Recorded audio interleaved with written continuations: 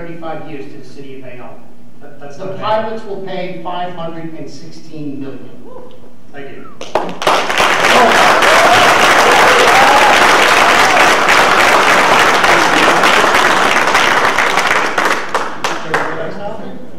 I get a chance to rebut that. You can, sure.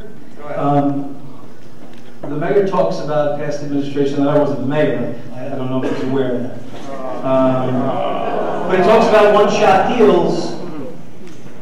He sold $45 million worth of future revenue for $28 million in current return.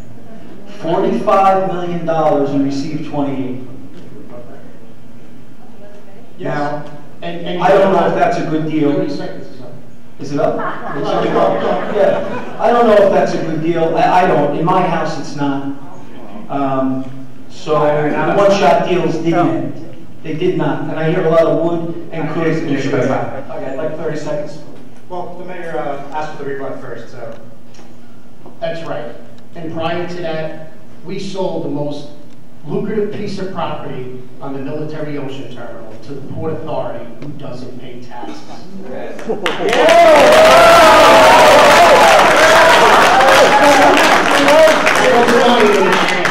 That was administration prior to me. That's right. All right, thank you, Mayor. Dr. Brown, you want Yeah, I just want to say that the type of abatements that the mayor's given out, 40 abatements, I'm not going to doubt Mr. O'Donnell, are not the types of projects that I would give abatements to. They're mainly for, going to be a burden on the infrastructure. They're going to have families that are going to require schools. They're going to increase traffic. They're going to require police. That's not the type of projects that you want to give abatements to. And the mayor has given out millions and millions of dollars of them. And we, homeowners in Bayonne, are going to be paying for that for the next 30 years. That's not.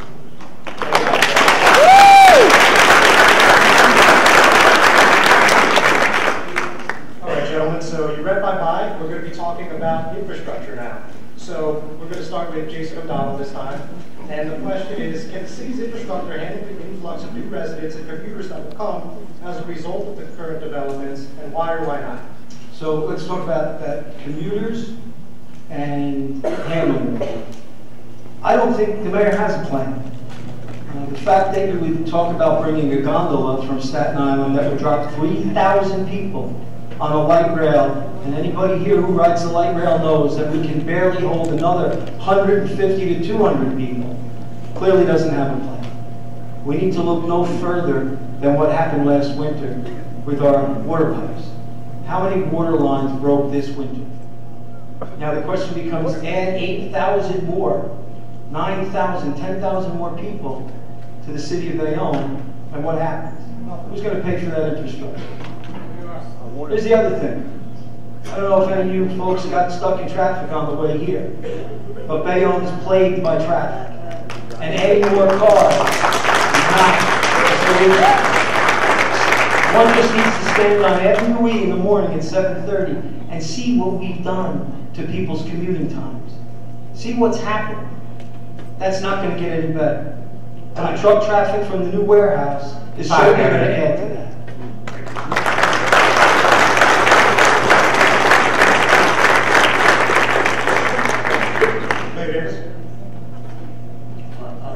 Okay. All right, number one, let me just straighten out the gondola question. It's a feasibility study that we're involved with New York City. And the only way it works for the city of Bayonne is if the people who are driving here from Staten Island to get on our light rail system can now leave their car in Staten Island and take the gondola to the light rail station. We're taking cars off the roads, parking spots out of our neighborhoods. As far as our infrastructure, yes, our water system is old. Some of our pipes are 100 years old, and 100 years ago they didn't have technology to make pipes to last 100 years. But as far as our water system, it can handle the influx. Every building that goes to get built in Bayonne has to be approved by the state of New Jersey for the infrastructure. And that's how we take care of this, and that's how we know. And it's funny because when they sold the water in 2000, they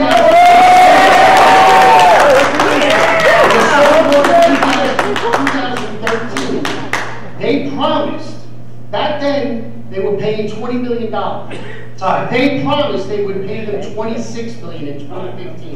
Thank you, Mayor. Here you go!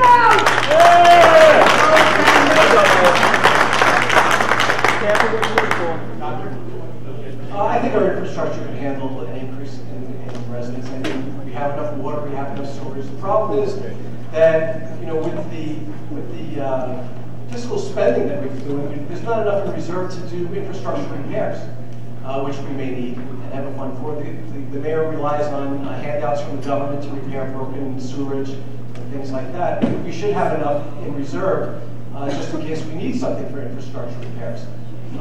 I have a $1,400 water bill. I don't know if I put to Jason or the mayor. I have from last quarter, but Jason. We're certainly paying enough for water and sewage in this town.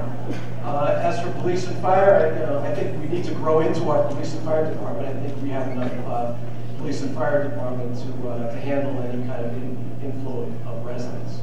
So yeah, I think the town has enough infrastructure to handle the increased population. As for parking, of course, we need parking. I don't think a gondola is the way that we're going to keep cars out of Bayonne.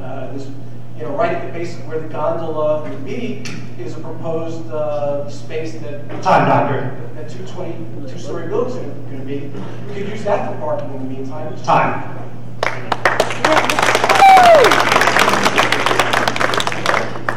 Go ahead. Here's the problem. Staten Island already did a study. And the Staten Island Economic Development Corporation did a study, and it said 3,000 people per hour in rush hour.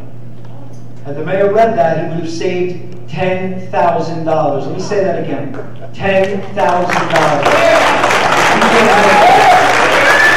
Everything I'd like to say is that it literally brought the 2014 debate book because I wasn't mayor. And I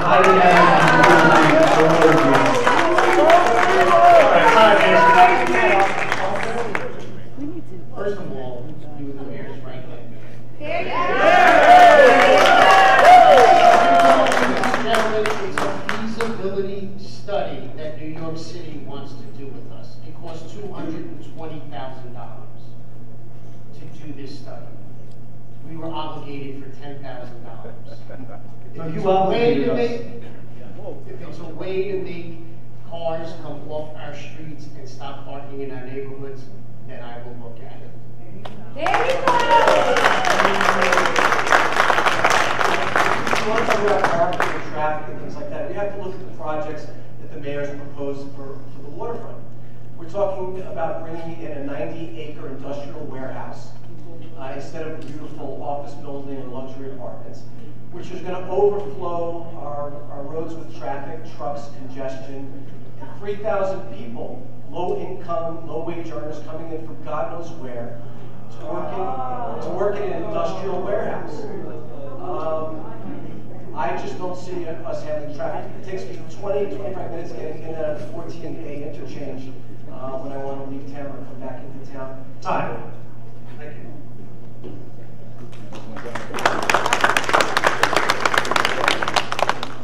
Next question is for the mayor. Can you detail your plan to keep taxes level when you elected? Can you detail your plan to keep municipal taxes level? The only thing you can do is stabilize taxes right now. Anybody tells you anything different, they're lying to you. Anybody tells you they're going to lower your taxes, they're lying to you. Ladies and gentlemen, we have a structural deficit. Until that deficit is down to a number we can deal with, lowering taxes only adds to the deficit. So you start pushing the pendulum back in the wrong way. Stabilizing it is by economic development, and that's exactly what we're doing. We have taken empty lots throughout this city, and we're putting buildings on them so that we can get tax revenue. Tax revenue that some of these lots have been empty for decades, and we're not getting any money from them. The military ocean terminal for the last 20 years has sat dormant. It's dormant no longer. And that's for the first time in 20 years. We have a promise that was promised to us 20 years ago that is finally coming into place. That's how you start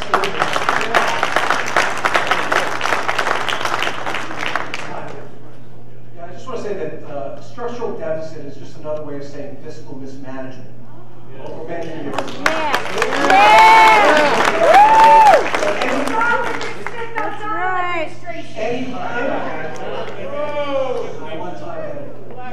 And anybody that knows what a structural deficit is, and you don't have to be an economist to know that there's only two ways of reducing a structural deficit. That's either increasing taxes or decreasing spending. Okay? The Davis administration has done nothing for decreasing spending. I'm not lying to you. I am going to cut spending. I'm going to cut municipal payroll, and I will cut taxes. There is a way to do it. The proposed income that the mayor is talking about does not reduce the structural deficit.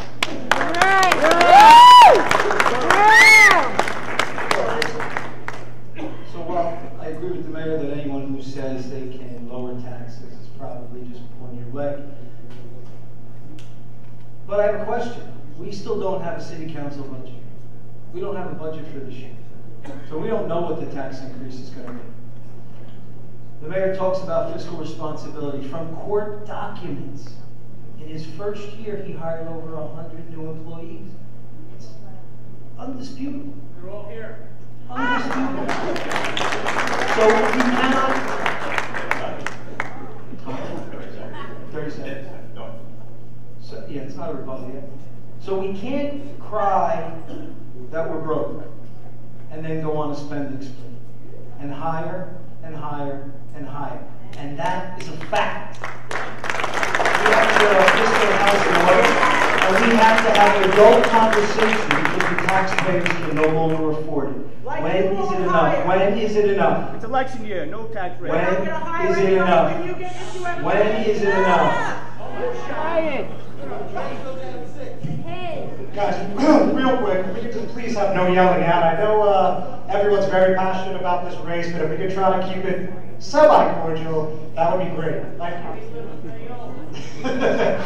please, come on, guys. You're killing me. So we can't have it both ways, and it's time to have an adult conversation with the public. We're taxing our seniors out of here. We're creating an environment where our children do not come back from college, they move elsewhere. It's time to have that conversation.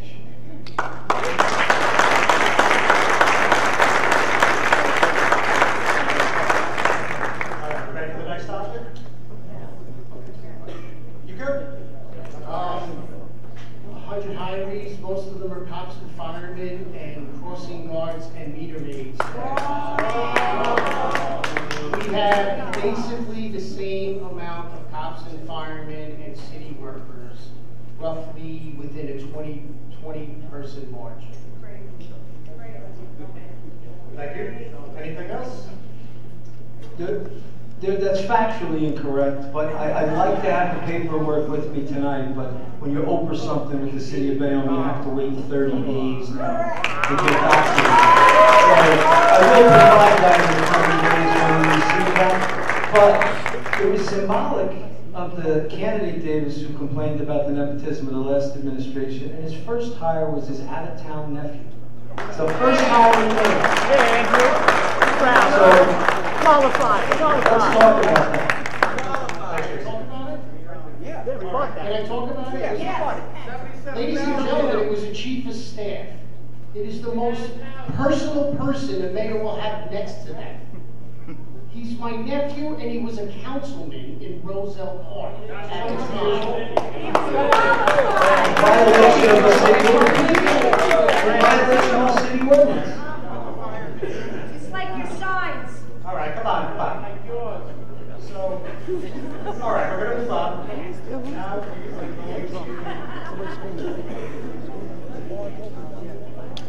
all right, guys, so let's talk a little bit about campaign cash. So, $100,000 in outside campaign cash played a role in this election cycle. How could you assure voters that will not influence your administration in any way, shape, or form? And we're going to start with Dr. Brown. Well, I mean, if anybody knows, has looked at my election funds, I'm running not on a shoestring budget, but I have some donors, which are my colleagues in the hospital, but otherwise I funded it myself. I'm not in the pocket of any kind of contractors or developers. I don't have any unions behind me putting attack ads on TV. you know, what you see is what you get, and I'm not beholden to anybody, so I can best represent the people of Bayonne, and not my cronies, and not my, you know, the people that paid for my campaign. Right. Yeah. Go ahead, Jason. So I'm proud of the donations we've received. We've received donations from $25 to $100. And to Dr. Brown's point, I'm proud. I'm proud of the money we've received from organized labor. They've invested in me because they know I believe in them and I'll put people to work. That's number one. Number two, my opponent has made some issue of that, but yet they haven't talked about their own account.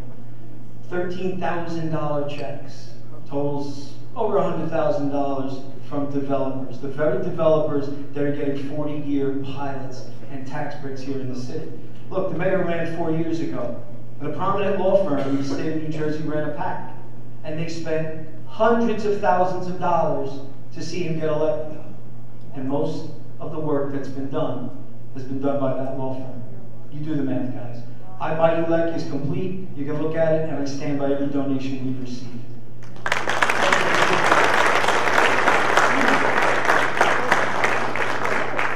Go ahead, Mayor. Approximately 65% of my money comes from the people in Bayonne. Yeah. We get over 400 Bayonne people come to my fundraisers. Do I have outside people giving me money? Absolutely, every politician does. And that's how it works. That's how the system works until someone fixes it. There's a reason why those two unions didn't back me. Because if you go back to 2009, when I was working with the FBI, I locked up many of their businesses.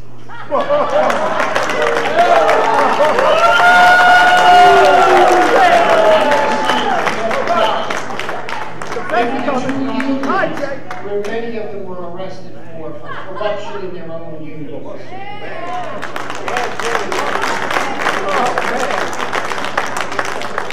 Couldn't imagine there's a rebuttal somewhere. You know, those unions didn't support Mayor Davis. You can talk about FBI, state police. They didn't support him because he did nothing to get them to work. You may not know, but per capita, Bayonne, New Jersey is home to more men and women of organized labor than anywhere else in the state of New Jersey. And it's sad to see them drive past job after job to other towns to make a living and support their families, and you have done nothing to help them. That's why they didn't support him.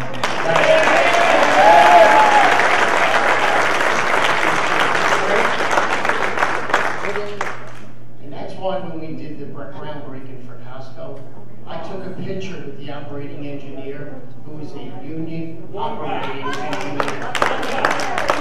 The whole job is union. I've done an examination of the mayor's-elect forms, and many of his donors are on the city payroll or are contractors with the city.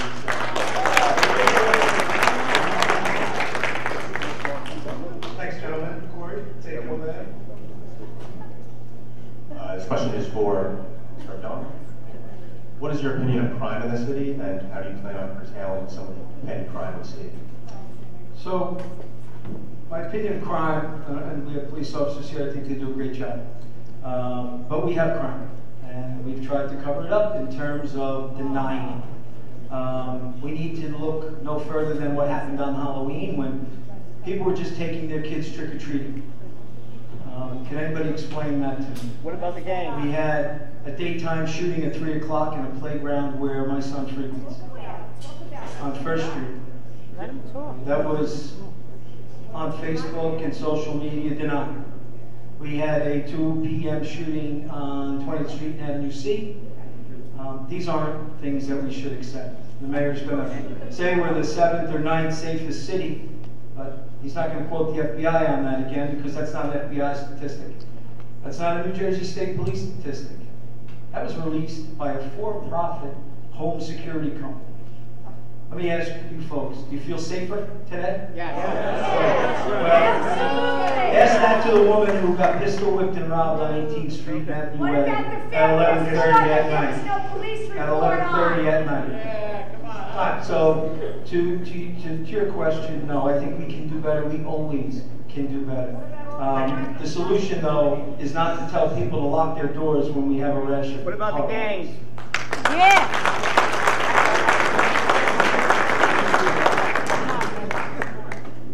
Go ahead, Mayor. Broken windows. Okay. Absolutely, we can always do better. I was a police officer here for 28 years. These incidences have always been happening. Is it something we sit on? Absolutely not. We have a great police department that works hard. But the fact of the matter is, there were shootings when you supposedly was public safety. Because I was a captain of the Bayonne Police Department, and you never once showed up to your office next to the chief.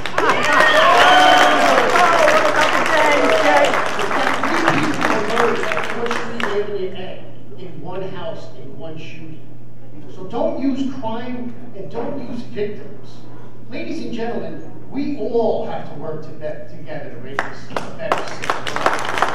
So we all have to work with that police department. Because that's how you make a city safer, that's how you make a city better. That's right.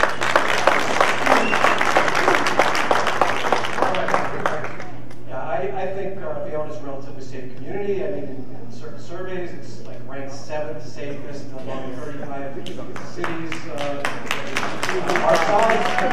However, I haven't seen what most police departments have been going to, which is community policing. I haven't seen that done. I haven't seen, whenever I see a policeman, he's kind of whizzing by in a police car. I don't see them walking on the street, and I don't see community policing. I haven't had an officer come to my office, introduce himself to me, say, I'm Officer so-and-so, I'm assigned to your blocks or whatever. And that's the type of policing that we should get. Instead of reactive policing, we have a line and then a police presence for a certain amount of time. I think we need consistency. Police in the area that get to know who the bad guys are, get to know who the people working in the community are, and then you have what's called preventive policing. What we see now, especially since the mayor's a policeman, is we need a change in the way policing is done.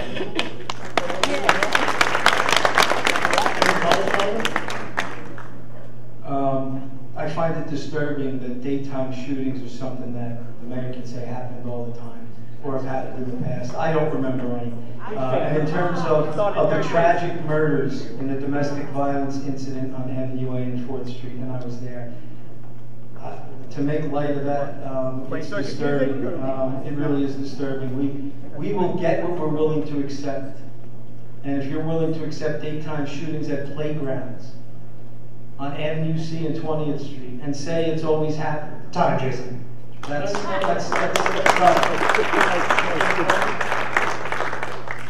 right, just to let you know with that incident, I was the captain on the command that day, and you were not there.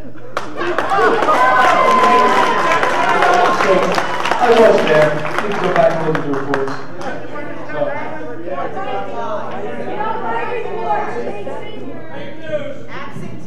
All right, before we go further, guys, please, I'm begging you, on my knees, can we stop yelling out just for like a couple minutes? Please relax me yelling out, on both sides, Come on, you're killing it. My heart hurts. All right, so, with that said, let's keep things moving. So, we're going to go with Mayor Davis leading off this time, and a fairly open-ended question. How would you promise a more transparent, accessible government if re-elected? Obviously, for you guys, it's elected. Mayor? Didn't hear the question. Sure. How would you promise a more transparent and accessible government if re-elected? If you're talking about accessible, I'm probably the most successful mayor there has been in years.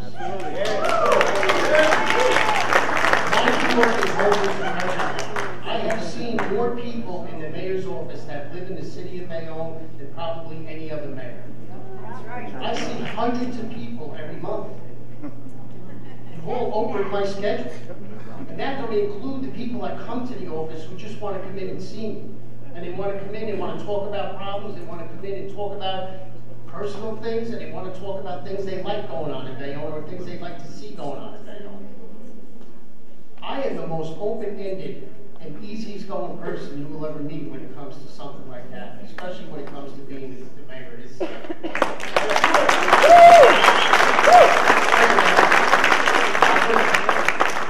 As mayor, I'm also not only a physician, but I'm an attorney, and I would be more responsive to open public records requests than the mayor has been. Certainly he's blocked, or his administration or his legal team has blocked the release of information regarding settlements for police brutality. So I will be totally transparent. Any open public records requests will be granted without delay and without any kind of roadblocks.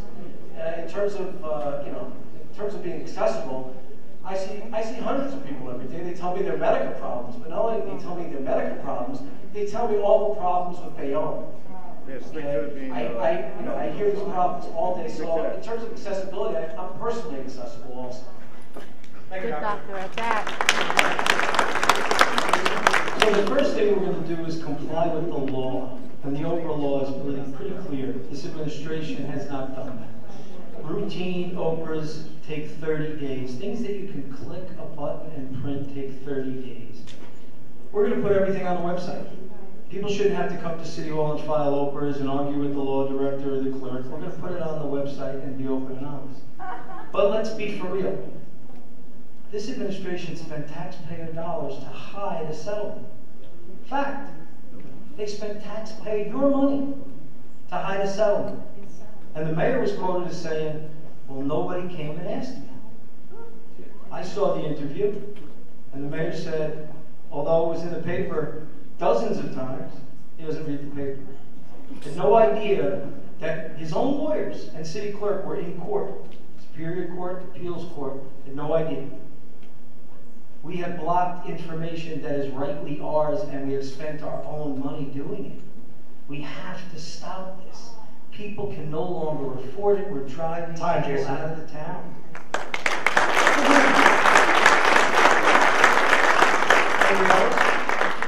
The reason that lawsuit wasn't released is because the defendants, our GIF and the plaintiff's lawyers wanted it sealed because not only was there a victim, but there were two other people in the lawsuit.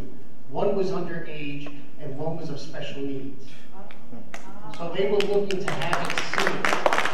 Only did what the lawyers said.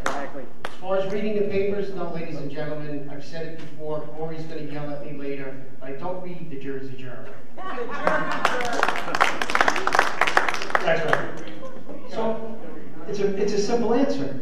Why after 4 years are we just finding out now that there were children involved and a special needs child involved? Why? Why? We're only finding out now because it's election time. We've spent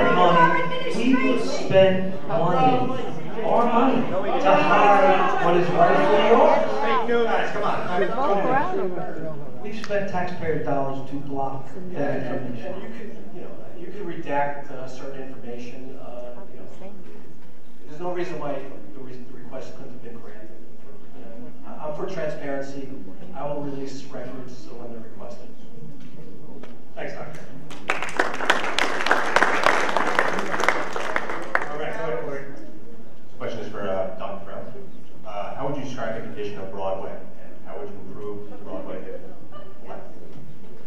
Well, Broadway is a disaster. Broadway is blighted. We have property owners that are not keeping up their properties. We have empty storefronts. They're not kept up. We need the building inspectors to go in and make sure the property owners comply with building ordinances. I think the development that we need to have is on Broadway, bringing in young professionals that will increase the median income of the town. It's only by increasing the median income of the town that you'll have high-end retail pop up on Broadway, because they'll need restaurants, they'll need entertainment, they'll need type of stores. You're not going to get Panera Bread or Starbucks to come onto Broadway without increasing the median income of the town. The median income of Hoboken is about $110,000. Our median income is around $50,000. You're not going to raise the median income by bringing in low-income wage workers to industrial warehouses. You need it by bringing in high-wage workers that can have careers and jobs here. Time. Thank you. 4 years ago, candidate Davis said that he would not build box stores on the outskirts because they would choke the lifeline of Bayonne, that's Broadway. That's precisely what he's done and tried to do. Broadway's a difficult problem. We don't shop the same way. Amazon has taken over the world. But we have to do it smart. And we actually have to do the things that we said we're going to do. 4 years ago, we said we were going to build an amphitheater on Broadway somewhere, and kiosks. None of those things happened.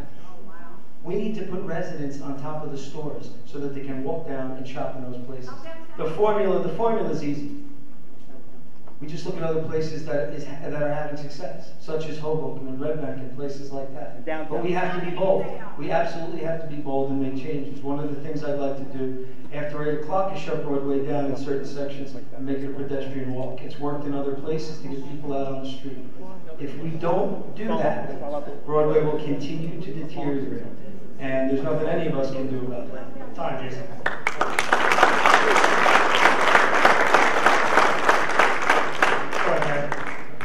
4 years ago, I did a video to Bruce Springsteen's song called My Hometown. And it was a video of all the blighted and empty storefronts on Broadway. It was so long that we had to start replaying the song so that we could have the video. That video broke my heart. And that's what strives me today to make Broadway better. And Broadway today, compared to 4 years ago, is no comparison. See the way it works is look at downtown Broadway between 5th Street and Cottage Street and see how much that has grown. And when you look at the developments that we are doing in Bayonne right now, they're all around Broadway, and they break Broadway down into sections.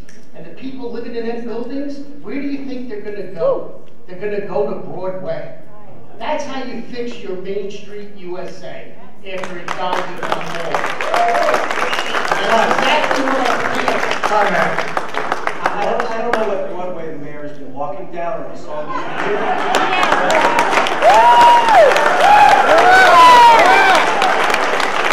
All I see on Broadway are what would be described as ultra low-end retail. Massage parlors, Treddy's takeout places. It's blighted. The mayor hasn't done anything to help Broadway.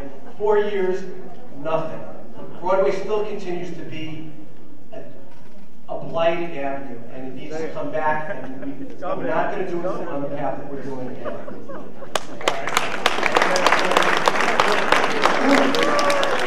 This is the third or fourth time I've heard the story about the broken heart listening to Bruce Springsteen.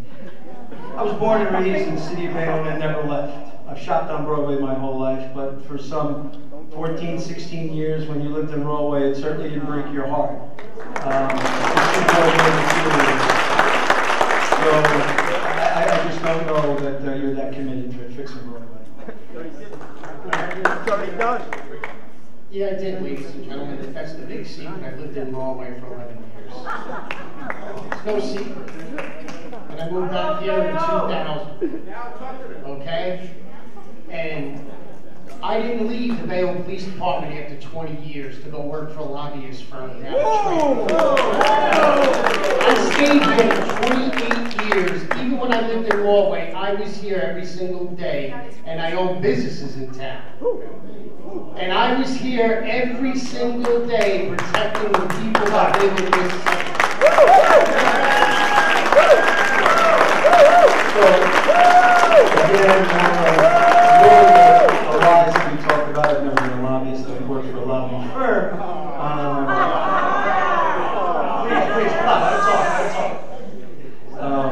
But you did leave. When you chose to buy your first house, you saw greener pastures and you left. And in terms of the businesses you owned, there were taverns, which I believe police officers couldn't own. So again, one set of rules for you, another set of rules for others. And for the 20 years I spent here, I retired 20 years because that's the rules. You're allowed to retire at 20 years. So, you know what? You tried to change the rules once for a pension. I remember I was in Trenton. Jason, time.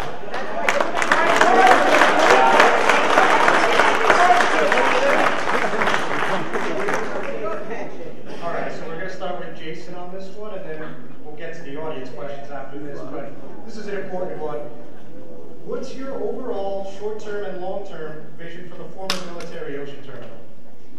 So short-term, obviously now it's been encumbered by some 40-odd deals that give pilots and tax breaks to developers.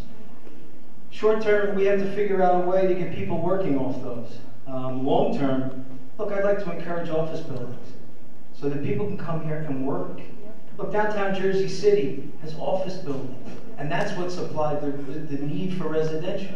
Look, this mayor's own council candidate, his third ward council candidate said, if we have a downturn in the economy, and this was just a couple of weeks ago, and nobody rents these apartments, we're stuck. We're stuck. And we're on the hook for this. That's our future. And I got news for you. The quality of developers that are down there are certainly suspect. I can say that.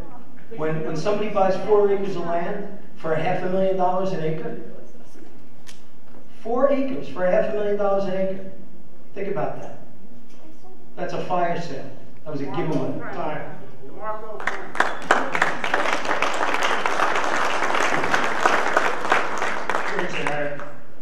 Well, my vision's already in motion. A lot of people had plans for over 20 years and nobody did anything. Okay, and one of those developers who considers not good, Joe Forgione, brought us Costco and is bringing us Starbucks.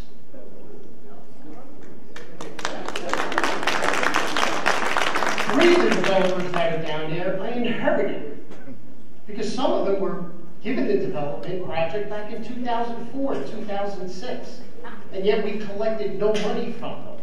But now they're in the ground building. You have 525 units with the Halperns. You got 98 with the Guptas from Jersey City starting up. And in a couple months, in 2 months, KRE, which was the original Fidelco, who bought the first property there back in probably 2001 or 2002, is finally going in the ground with their first phase of 400 units. And as far as Lincoln Equities, they purchased Points of America property. Thank you.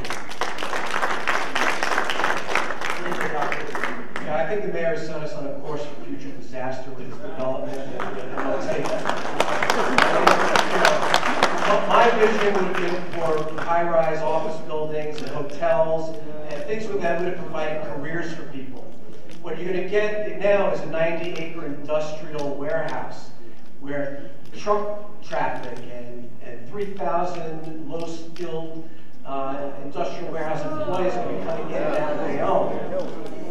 You're talking about abatements given to Mr. Forgione. He's going to give us a Starbucks. Well, thank you. You got millions of dollars in abatements for a 550 unit resident development that's going to house families and take up infrastructure and traffic and not return anything to the taxpayers of Bayonne. We're going to be subsidizing their living. And we're going to be paying their taxes for the next 30 years. And the mayor has consistently given away these things. That's not right. We're going to be paying for it.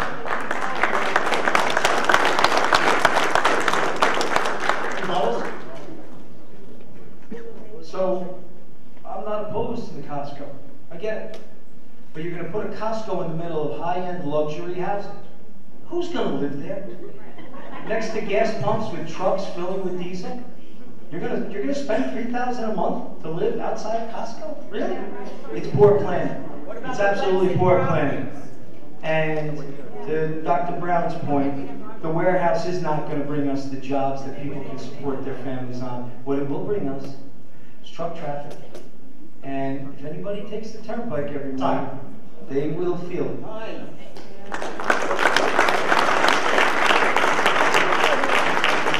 Since everybody who's talking about truck traffic and the base, that's why they redid 14A. You can come off, when this is completed, you will come off the turnpike and directly onto the base without having to get onto 440 or Avenue E as soon as the project is completed.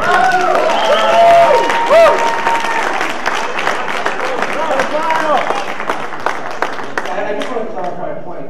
Structural deficits are only reduced by either increasing taxes or lowering spending. The mayor's obviously done nothing to lower spending. These proposed communities are not going to yield anything that will reduce the structural deficit because they're based on fluctuations in the market, okay? And the proposed income is not short income, okay? So you can't even talk about reducing a structural deficit by any development in the MOT because it just... Hi, Doctor. All right. Ladies and gentlemen, Hoboken, Weehawken, Jersey City, and Harrison have all done what we are doing. And that's how you fix the finances of this city. This is no joke. These pilots over a 35-year period will yield the city $516 million in tax revenue.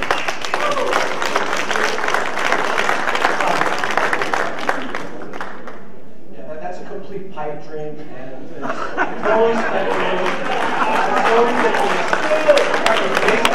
based on nothing. It's reality. Oh, okay. I'll just let it. All right, folks, so as promised, we're going to get moving with some audience questions. So, Corey, lead us off. I have one for Mayor. So Costco will soon occupy a parcel of land in Monty, but before that there was a pavilion tent on the property for entertainment purposes there. Why was that project unsuccessful?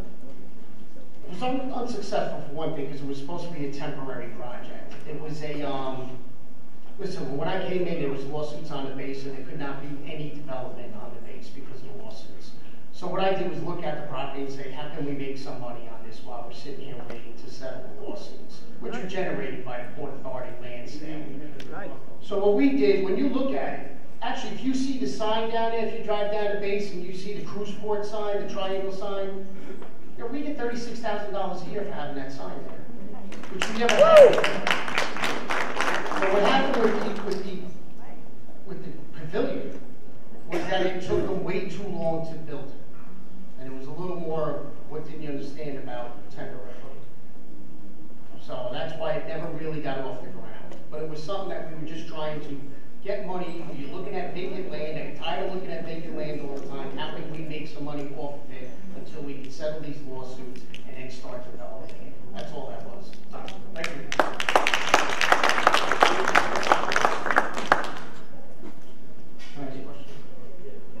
Yeah.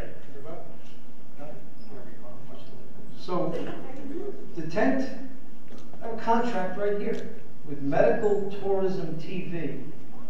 I don't know what they do, but it's a 3-year contract.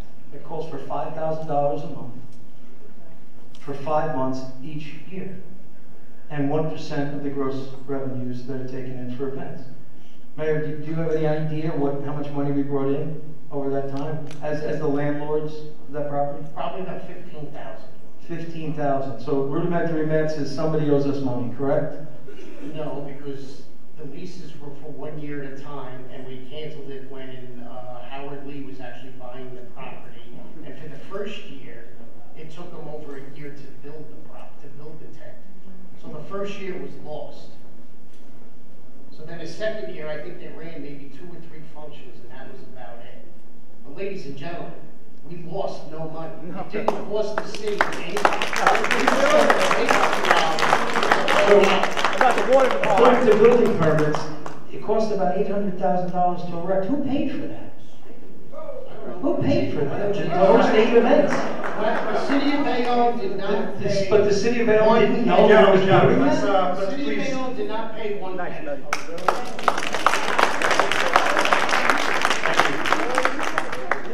Anything you want to add, Doctor? I have nothing to add. All right. We're worried about $15,000 when we're spending millions and millions of dollars on fat City Hall. So, Okay. All right, Sue. Since that was a specific question, I'm going to go with a question that's specific to candidate O'Donnell again from the audience. So, Jason, according to your campaign literature, you consolidated 3 municipal departments to save taxpayers money. What departments and how much savings is the question? So when I went to municipal services, we had a director of health, we had a director of planning, somebody was in charge of the building department, We moved recreation over to that, took it from Public Works. Those, by not replacing those directors, saved hundreds of thousands of dollars. Now, it wasn't my brainchild. I was just tasked to get it started and up and running, with the theory that we didn't need all of those directors. We had enough subordinates to run the departments, and I, as a director, would handle, like all directors do, day-to-day and budgeting. So that's what I did there. When you weren't absent.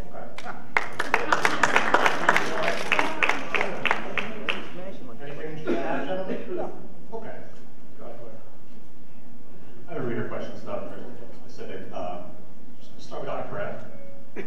What are the long-term effects of 20 and 30-year tax payments on the city's ability to fund the school district and provide other important services for Bayonne residents? It's catastrophic. Catastrophic. Going forward, you're not collecting, especially if you have developments where you're going to have families with kids. You got to provide teachers, you got to provide schools. If you're having tax abatements and pilot payments that don't support the increased number of children that you're going to have to send to school, somebody's got to pay for it. And it's going to be me, the homeowner, that actually pays a lot of taxes. And I pay, I don't know, just under $30,000 a year in taxes.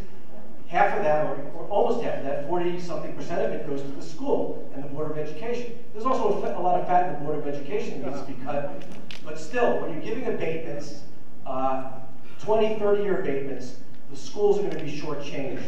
And the taxpayers, the property owners of Bayonne, are going to be actually funding, okay, the kids of those residents to go to school.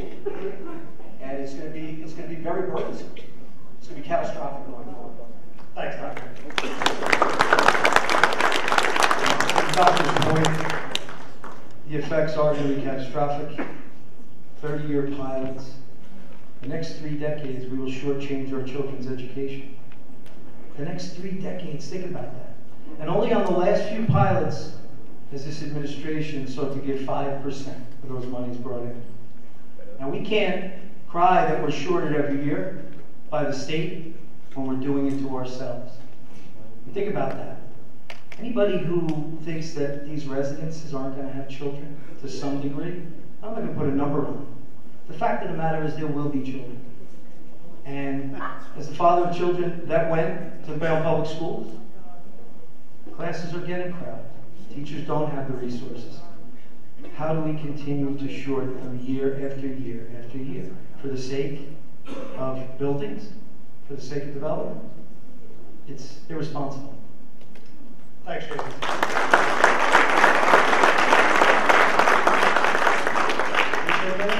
Number one, it doesn't shortchange the Board of Education because they get their money. They get their money. They get their money from the city of Bayonne and from the state. Yep. And in fact, when Mr. O'Donnell was an assemblyman for city,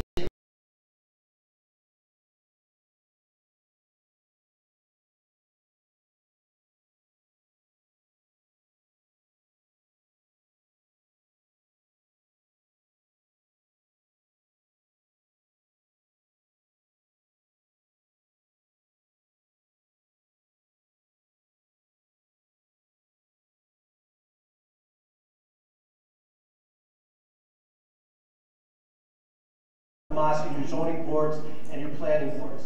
That's the bottom line. Discriminate against someone you mentioned. That's All called right. bigotry. We're going to do 2 more questions, so one from each of us, and then we're going to do the closing, just so everybody's on the same page. This question is for Mayor Davis.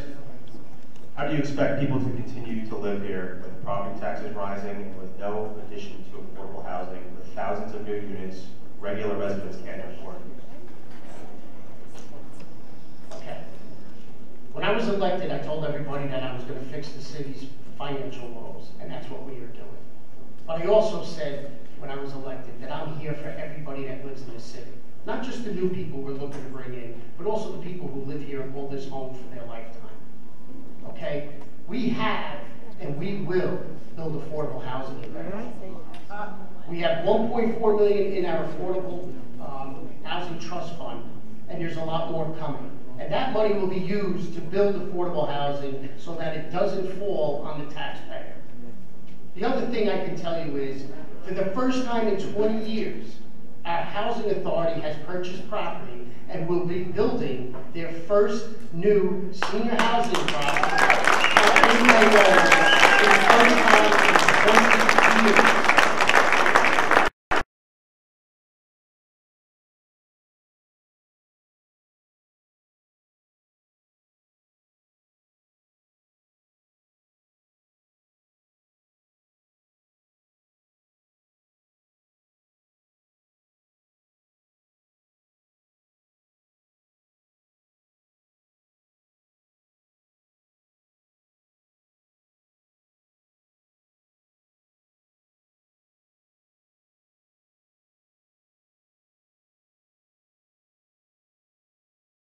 Project of 100 new apartments for a senior building.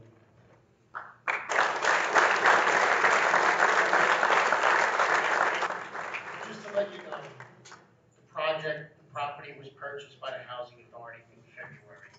They're hiring engineers and architects now to go through the process and then come in with their plans. But ladies and gentlemen, we're not leaving anybody behind. Got it.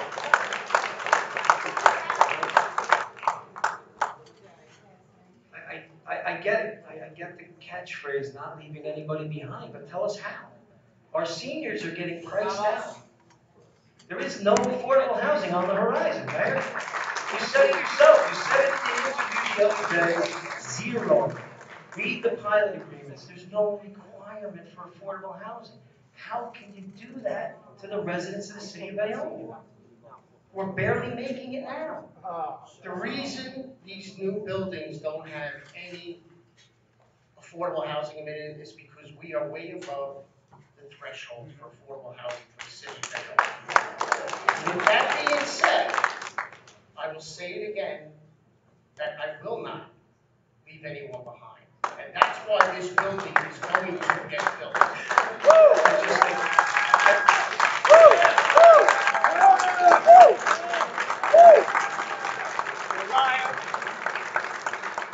I think it's really disgraceful that an elderly person is priced out of their own home by taxes.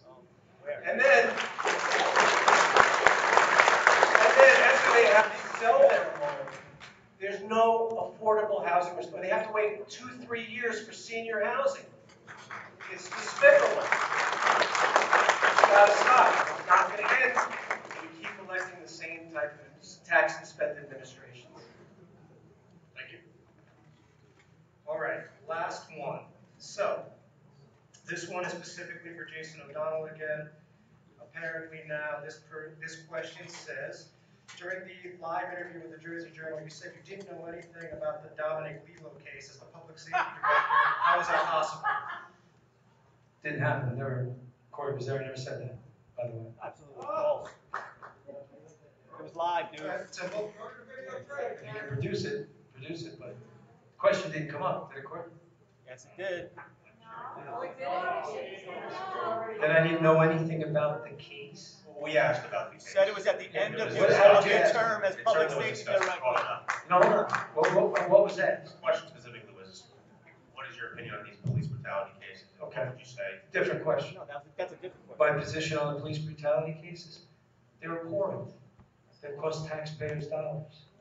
But understand something, as the police director, it's not my job to be on the street. Hold on. It's not my job to be on the street supervising. The man to my right it was. The police captain who has day-to-day control over those guys. My opinion is this: we need to train our officers a little bit better. But guess what? They have a hard job. They have a very hard job, and I think they do a great job. We can do it better. I'm sure we will do it better. But at the end of the day, my opinion, they cost taxpayers money, and they wound up in the courts. The bigger problem was what you discussed with Mayor Davis and how we hid it, and we fought to hide this out. That's the bigger problem here. Thank you, Jason.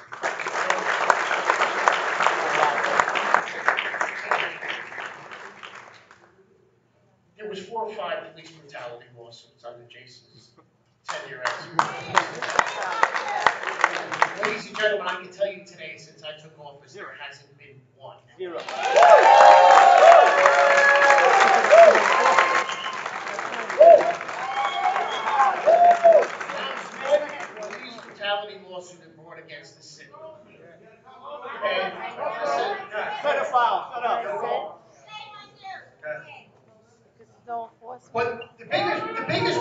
is not that we haven't paid the money.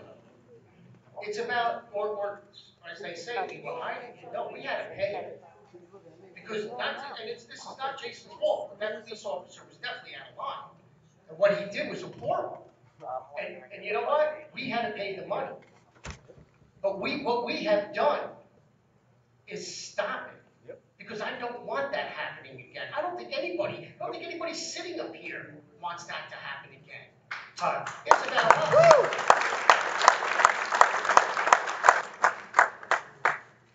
I think the mayor has to push the police to change their MO towards community policing to prevent crimes from happening before they happen, to do rather react.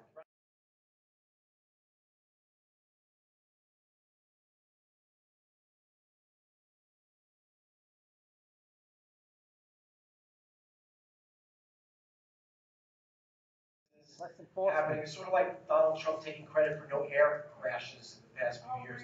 It's something it's a sporadic event that can happen. You can't take credit for it not happening. Because isolated events can occur, and one can happen tomorrow. And I wouldn't blame the mayor if it happened, but I'm not going to give him credit when it doesn't happen. All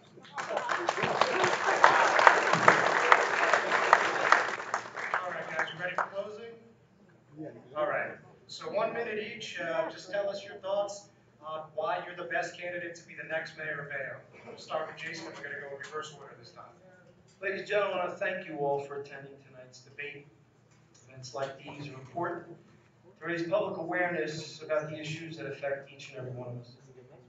I think there's a clear contrast between our team, our vision, and our commitment to this city, a city which I have lived in my entire life. I was born here, raised here, and now along with my wife Carrie, special education here in town, are raising our children here, Caroline, Jack, and Patrick. I never left. I never considered leaving, and I will be here till the end of my days. I have dedicated my life to the city that I love, whether it has been as a firefighter, an assemblyman, or even as a Little League coach. My focus has always been on making our city better. On May 8th, I'm asking for your support for the entire O'Donnell team, so that together we can ensure that Bayonne is the best place it can be for all of our families. I thank you for your time this evening. God bless each and every one of you.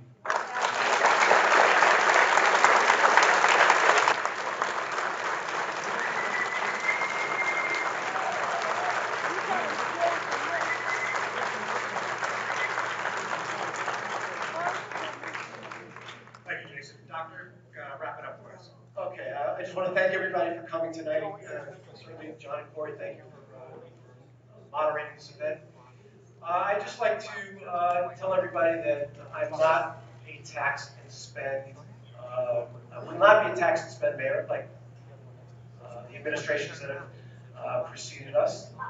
I intend to streamline city government to reduce wasteful spending, improve services, and just increase fiscal responsibility and bring it back to city government. We're spending way too much. Every penny of our tax dollars is going to municipal payroll, and we don't have money to pay for anything that will improve the quality of life in our town. We don't have money to improve our library. We don't have money to increase recreational facilities. We don't have money for an animal shelter. We don't have money to increase pay for teachers and make repairs in our infrastructure. And that's because there's been no fiscal responsibility.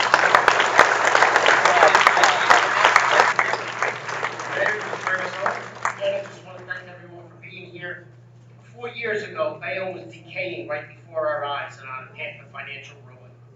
Today, we have done a 180-degree turn, and we are moving forward, rebuilding our city and fixing the financial woes that have plagued this city for over 20 years. Empty lots that we all know by name are now becoming new developments. Our parks are being redone so that our children and families can enjoy them more. Our military ocean terminal is finally living up to the promise of many years. For the first time in years, we are not losing jobs, we are creating jobs by bringing new businesses to our city. But the biggest job, ladies and gentlemen, is fixing Bayonne. and it is not done yet, and we've got a lot more to do to get Bayonne where it needs to be. We've got parks to improve. We got businesses and shops to bring to Broadway, more recreation programs to create for our kids, and more ways to make government better serve the people. Time.